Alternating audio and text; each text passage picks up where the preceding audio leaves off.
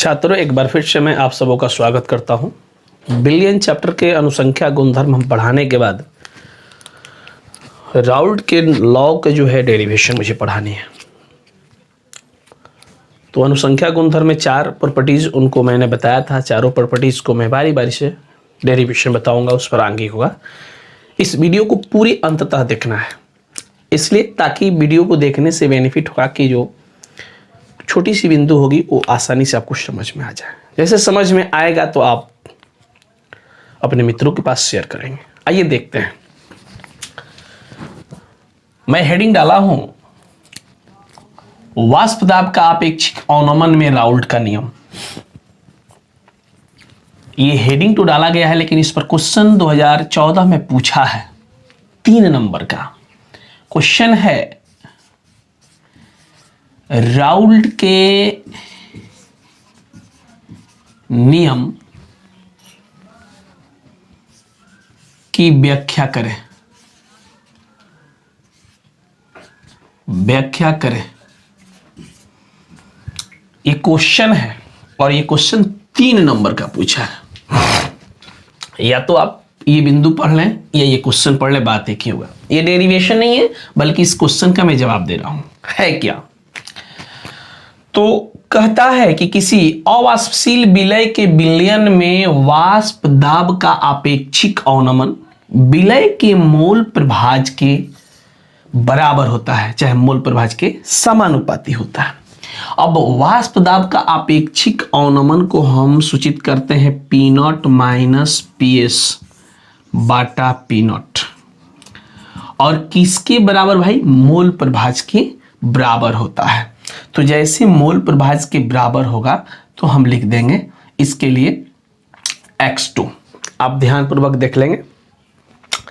अब देखने के साथ ही आपको ये भी पता होगा कि हम मोल प्रभाज अगर निकालते हैं तो उसके लिए फॉर्मूला है। अगर विलय होगा तो N2 मानेंगे, N2 plus N1 N2 plus N1, या तो इस फॉर्म का उपयोग करेंगे तो एक मर्तबा हम क्या करेंगे कि इसे भी एक मर्तबा लिख लेंगे, या करके हम लिख सकते हैं P0 माइनस PS बटा P0 इक्वल, ये फार्मूला लिख लेंगे N2 बटा N2 प्लस N1। आगे पीछे लिख सकते हैं, कोई दिक्कत नहीं है। अब कोई पूछेगा कि इसमें P0 क्या है, PS क्या है, तो हम बताएंगे। यहां याद कर लेंगे कि हमारा P0 जो हो जाएगा वो होगा बेटा शुद्ध विलायक का वाष्प दाब। ध्यान में रखना होगा, शुद्ध विलायक का वाष्प दाब। PS हमारा होगा विलयन का वाष्प दाब। उसके बाद हम चलेंगे तो हमारा N2 हो जाएगा विलय का मोल संख्या, और N1 हो जाएगा विलायक का मोल संख्या। यानी राउल्ट के नियम की व्याख्या अगर हम कर दें क्वेश्चन हो तो आप इतना नोट कर लेंगे, ये 3 नंबर का क्वेश्चन होगा। इसी फार्मूला को आप नोट कर लेंगे, इसी फार्मूला को हम व्यंजक के रूप में, इसको डेरिवेशन कहते हैं। मैं अब आगे बता रहा हूं, इसको आप पूरा देखेंगे। पहले इस वीडियो को पॉज करके देख लीजिए, नोट कर लीजिए, फिर में डाल लीजिए, फिर हमको आगे बढ़ने होंगे ताकि अगली वीडियो में कोई दिक्कत ना हो। चलिए, मुझे आज राउल्ट के डेरिवेशन, जिसको हम व्यंजक कहते हैं, ये बिहार बोर्ड में 5 स्तरीय प्रश्न है। इस वीडियो को पूरा अंत तक देखना होगा, बहुत मजा आएगा और लंबा भी वीडियो होगा, आप ध्यान देंगे। डेरिवेशन ऑफ राउल्ट्स लॉ कहना है कि विलयन का वास्तव विलय के मोल प्रभाज के समानुपाती होता है। विलयन के वाष्प दाब को हम PS से सूचित करते हैं, विलायक के मोल प्रभाज को हम X1 से सूचित करते हैं। अब ये तो आपको उस भाषा से ये आपका गणितीय रूप मिल गया। इसको हम ऐसे भी लिख सकते हैं, PS बराबर कांस्टेंट के मानेंगे इनटू X1। जैसे ये बात आपको मिल जाएगा बेटा, मिलने के साथ ही हमको आगे बढ़ना होगा। बढ़ना होगा क्या कि यहां हमको लिखना होगा शुद्ध विलायक के लिए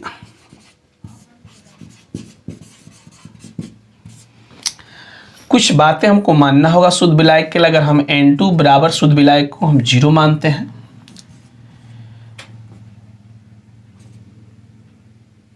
PS को हम PS बराबर P0 और X1 बराबर 1। चूंकि जब कोई विलयन में से विलय निकल जाता है तो कोई एक विलायक बच जाता है, उसकी संख्या 1 होती है।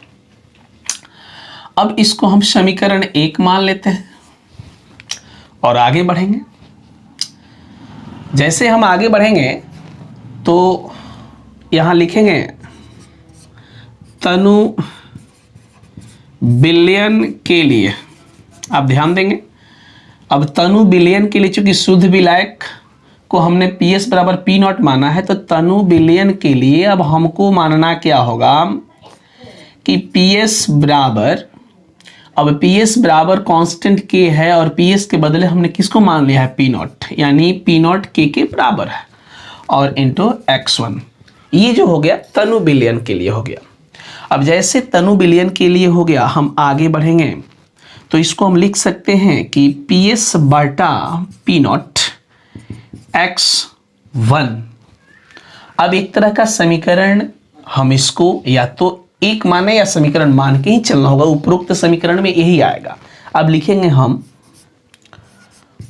उपरोक्त समीकरण में दोनों तरफ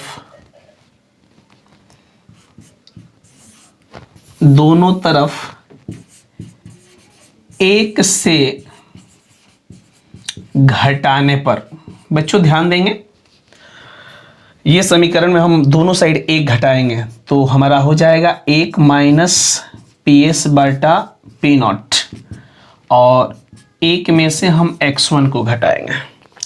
चलो अब आगे हम बढ़ते हैं। कुछ नहीं है तो नीचे हम हर में 1 रख लेंगे तो आपका जो एलसीएम हो जाएगा वो P0 हो जाएगा और माइनस का चिन्ह है यानी घटाव का चिन्ह है तो यहाँ कैंची वाला फॉर्म चलता है, यानी P0 फिर PS, तो हमारा हो जाएगा P0 माइनस PS। अब आपको पता है कि विलयन में जब हमारा विलायक निकल जाएगा तो हमारा बचे कौन सी, विलय बचेगा, और विलय को हमने कहा था क्या चीज, X2। ये हमारा जो है राउल्ट के डेरिवेशन से ये हमारा व्यंजक मिला। अगर डायरेक्ट अगर सिद्ध करने को ये भी दे दे तो आप इस फॉर्म को प्रयोग कर सकते हैं, या एक क्वेश्चन देगा ऊपर, उस क्वेश्चन जो बिहार बोर्ड में पूछा है उस क्वेश्चन का डेरिवेशन यही होगा। अब इसके लिए हम एक और भी बातें बता दें आपको कि P0 माइनस PS बटा P0।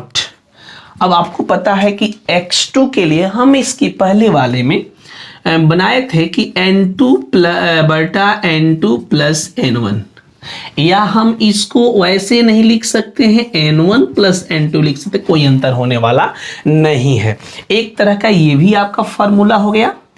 इसी फॉर्मूला के सहारे हम अनुभार भी ज्ञात कर सकते हैं। पहले इस वीडियो को आप जो क्वेश्चन हम बनाए हैं इस वीडियो में, इसको आप पहले पॉज करके जो है इसको नोट कर लीजिए, फिर हम आगे इसी वीडियो में बढ़ाते हैं जो कि दूसरा क्वेश्चन होगा। आप पहले इसको देख लेंगे।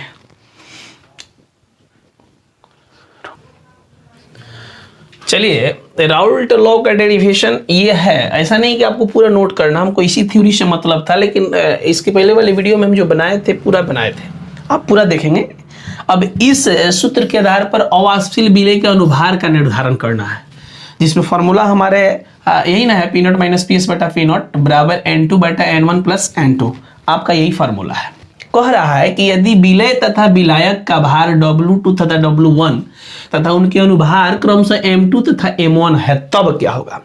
तो पगला देखो, N2 हमारा जो है विलय, ध्यान में रखना होगा, इसको माने है W2, क्या माने है W2, यहां माने है M2। तो इसको लिखेंगे कि विलय के मोल संख्या बराबर हो जाएगा W2 बटा M2, यानी दिया गया द्रव्यमान बटा आणविक द्रव्यमान, जिसको अनुभार कहते हैं। फिर अब हमको N1 निकालना हो, यानी विलायक के लिए निकालना हो, तो अब जो बच जाएगा वही ना लिखेंगे, यानी W1 बटा, मेरे पास क्या बच गया बेटा M1। ये हमारे लिए विलय और विलायक के लिए हो गया। अब हम उपरोक्त समीकरण में देखते हैं कि हमारे पास फॉर्मूला है P not minus P S बटा पी नॉट। अब हमको N2 की जगह क्या लिखना है, यानी W2 बटा M2, यानी हम लिखेंगे W2 बटा M2, N2 हो गया। और फिर अपॉन कर लेंगे N1, यानी हमारा N1 है W1 बटा M1 प्लस, अब आप देखेंगे फिर N2 है, यानी एक मर्तबा इसको लिख लेना होगा W2 बटा M2। जैसे आप इसको लिख लेंगे बेटा, लिखने के साथ ही अब हमको आगे बढ़नी है। आगे बढ़नी क्या है, थोड़ा सा इसको नोट कर लो। मैं इसके बाद भाषा है थोड़ा बोलूंगा भाषा, और उसके बाद आपको नोट करना होगा।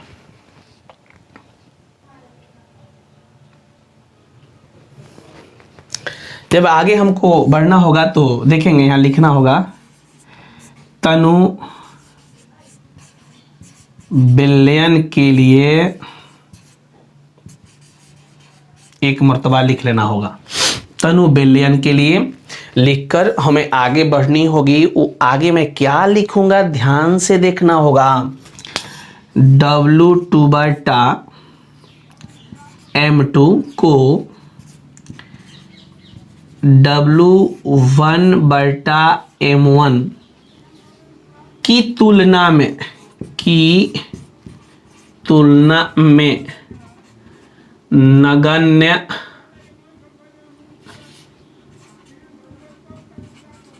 माना जाए। अब आप ध्यान देंगे, यानी विलय को विलायक की तुलना में माने नगण्य माना जाए। तो जब नगण्य हम मान लेंगे तो हमारे पास बचेगा क्या, ध्यान पूर्वक देखना होगा। हमारे पास बचेगा P not minus P S बटा पी नॉट, यानी इस समीकरण के बाद ये भाषा लिखने के बाद हमारा समीकरण क्या बचता है, बचेगा यही ना बेटा, W2 बटा M2 N2 W1 बटा M1। ये आपका विलय के लिए हो जाएगा, ये आपका विलायक के लिए हो जाएगा। यही फॉर्मूला आपके जो होंगे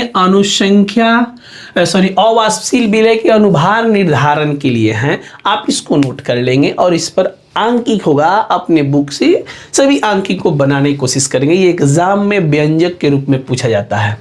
ये राउल्ट्स लॉ का डेरिवेशन है, ये अवाष्पशील विलय के अनुभार निर्धारण का डेरिवेशन है। इसको भी आप देख सकते हैं, अपने कॉपी में नोट कर लेंगे। देखिए, हम राउल्ट्स के नियम वाष्प दाब का अपेक्षिक अवनमन में ज्ञात कर लिए हैं। अब उसी वीडियो में बना रहा हूं क्वथनांक के उन्नयन, लेकिन क्वथनांक के उन्नयन पढ़ने से पहले कुछ बिंदु हैं जिसको मैं परिभाषित कर लूँगा, बता दूंगा, समझ में आ जाएगा। तो मैं उसका फिर आप जो है डेरिवेशन या व्यंजक या फार्मूला जो भी चाहें उसको मैं ज्ञात कर सकता हूँ। आइए देखिए, सबसे पहले हम क्वथनांक पढ़ेंगे, और क्वथनांक को अंग्रेजी में बोलते हैं बॉइलिंग पॉइंट। और क्वथनांक जस्ट एज गर्म करते हैं उबलता है, उसी को हम क्वथनांक कहते हैं। अब परिभाषा इसका होगा, किसी भी द्रव का क्वथनांक वह तापक्रम है जिस पर द्रव का वाष्प दाब वायुमंडलीय वाष्प दाब के बराबर होता है। अब बॉइलिंग पॉइंट को हम संक्षेप में बीपी कहते हैं।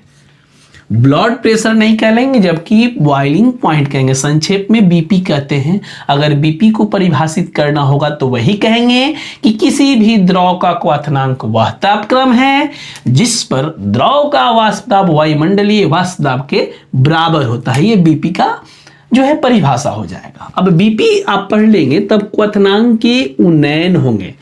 उन्नयन मीन्स अगर विलयन बना है, विलायक और विलयन जो है दोनों के टेम्परेचर में अंतर होगा, अप एंड डाउन होगा, ज्यादा कम होगा, उसी को क्वथनांक का उन्नयन कहते हैं। अब क्वथनांक के उन्नयन को हम डेल्टा टीबी से भी सूचित करते हैं। तो इसका परिभाषा आप देख लेंगे कि विलयन और विलायक के क्वथनांक में अंतर को क्वथनांक का उन्नयन कहते हैं।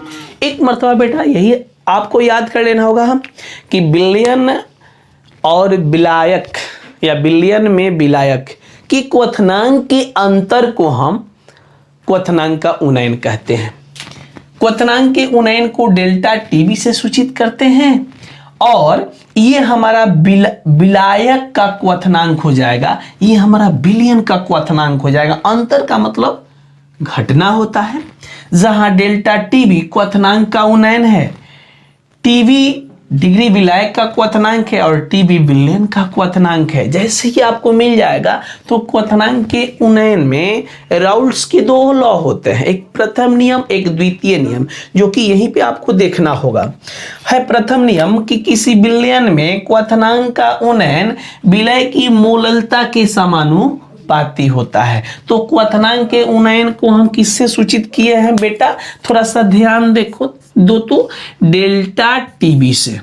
और समानुपाती यानी किसके समानुपाती, मोललता को हम छोटा एम से या कैपिटल छोटा सी एम से भी सूचित करते हैं। इसको हम मोलर सांद्रण भी कहते हैं। इसी फॉर्मूला से जो है उसका एक व्यंजक प्राप्त हो जाएगा। ये प्रथम नियम है। दूसरा नियम है, यदि भिन्न भिन्न अवाष्पशील पदार्थों की परमाणविक मात्राएं एक ही विलायक की एक निश्चित मात्रा में अलग अलग घोली जाए तो सभी विलयनों में क्वथनांक का उन्नयन समान होंगे। इस फॉर्मूला की जरूरत बहुत कम है, लेकिन इस फॉर्मूला की जरूरत ज्यादा है, जो हम आगे इसके डेरिवेशन बना रहे हैं, एक फॉर्मूला तैयार कर रहे हैं, आप उसको देख लें। ये दोनों एग्जाम के लिए बहुत बहुत महत्वपूर्ण है, ऊपर दिया जाएगा। इसके सभी प्रश्न आप ध्यान पूर्वक देखेंगे।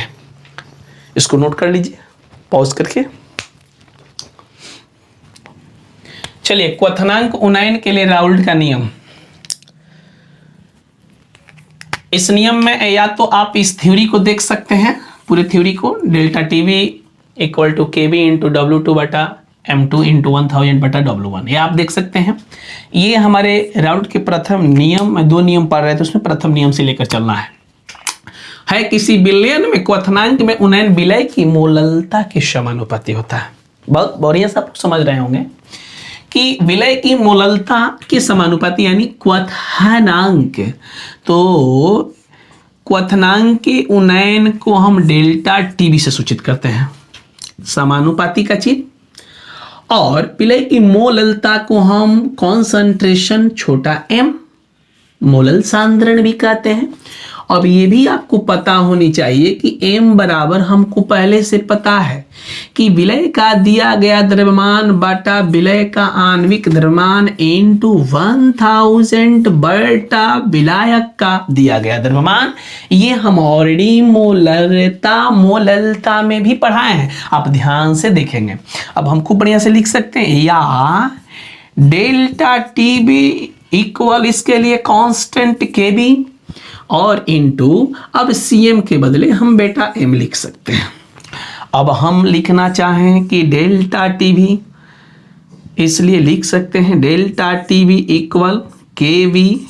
अब एम के जगह उसको नोट कर दो, W2 बटा M2 इंटू 1000 बटा W1। आप इस थ्योरी को देख लो, समझ में आ गया होगा। यही फॉर्मूला है जो आंकिक इस पर पूछता है और बनाना होता है। अब हम लिखेंगे, जहां कोई पूछेगा ये क्या है तो कहेंगे डेल्टा टीबी जो है क्वथनांक का उन्नयन है। Kb क्या है?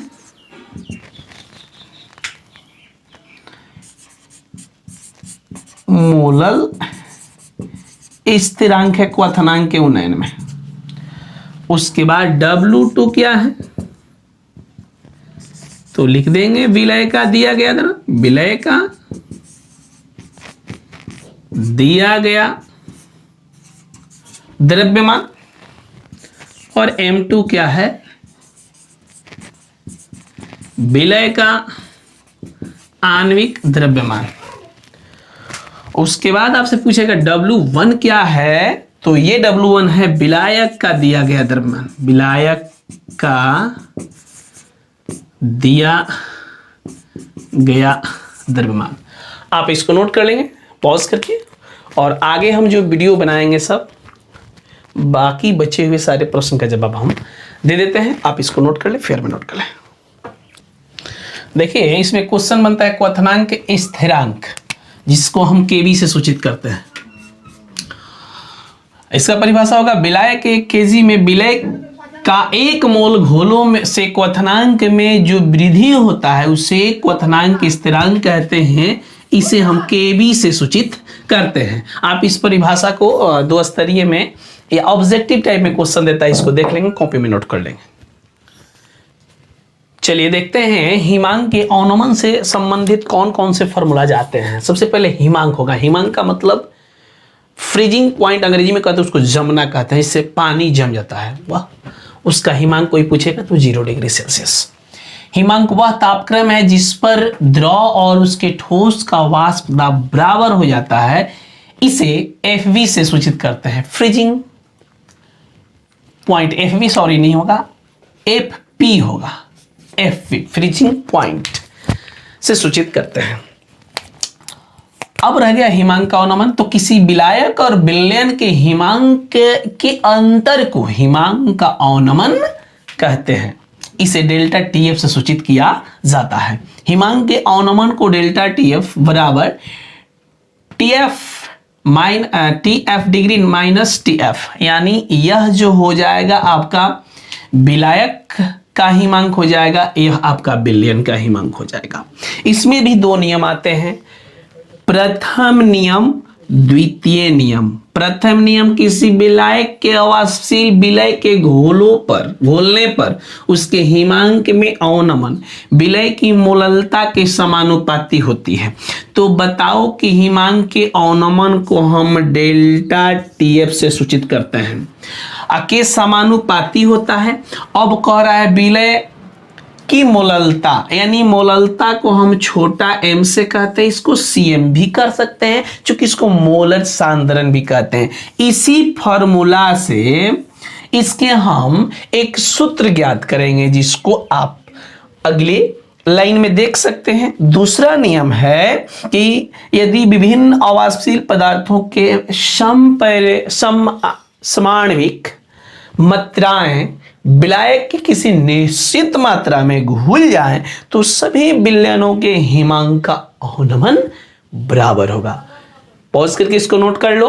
कोई दिक्कत हो तो कमेंट में लिखो, समझ में आ जाए तो कोई दिक्कत नहीं है। फिर मैं इस फॉर्मूला से आगे एक सूत्र ज्ञात कर देता हूं। देखिए हेडिंग होगा हिमांक अवनमन के लिए राउल्ट का नियम। या हमें सिद्ध करना हो कि हम डेल्टा TF बराबर KF into W2 into 1000 upon M2 into W1, ये हमको थ्योरी साबित करना है।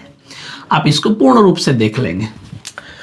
साबित करने के लिए हम प्रथम नियम से लिखेंगे किसी विलायक में एक अवाष्पशील विलय को घोलने पर उसके हिमांक में अवनमन विलय की मोललता के समानुपाती होता है। चलिए अब कह रहा है कि घोलने पर हिमांक में अवनमन विलय की मोललता के समानुपाती होता है। हिमांक के अवनमन को हम डेल्टा TF से सूचित करेंगे, समानुपाती का चिन्ह देंगे, और विलय की मोललता को हम CM, इसको मोलर सांद्रण या सिर्फ M भी कह सकते हैं।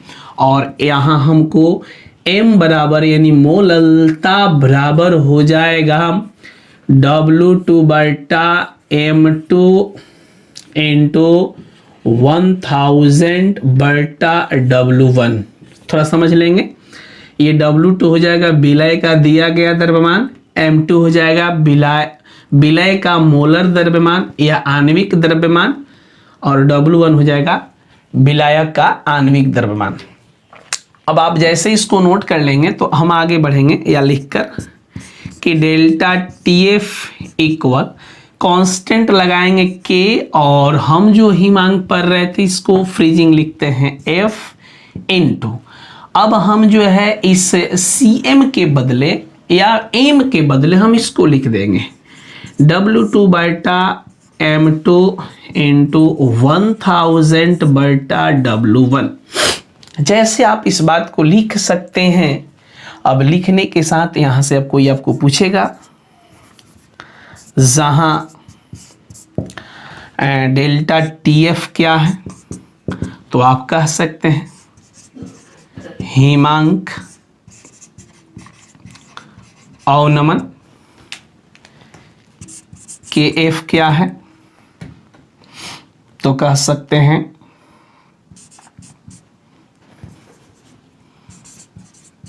हिमांक अवनमन स्थिरांक। W2 क्या है, लिख सकते हैं विलय का दिया गया भार। M2 क्या है, विलय का आणविक द्रव्यमान। W1 क्या है, विलायक का दिया गया भार। आप इस हिमांक के अवनमन के लिए राउल्ट का नियम आप नोट कर लो। न्यूमेरिकल BM जो बिहार बोर्ड में पूछा गया है या झारखंड बोर्ड में, यूपी बोर्ड में जो पूछा गया है, वो सारे बोर्डों का मैं क्वेश्चन एक मैं हेडिंग डाल दूंगा BM आंकिक प्रश्न, आप उसको पहले देख लेंगे। तो ये सारे वीडियो को आप देख लीजिए। किसमें बचता है परासरण दाब। परासरण दाब का एक अलग वीडियो बनेगा, उसमें आपको थोड़ा लंबा वो भी वीडियो होगा।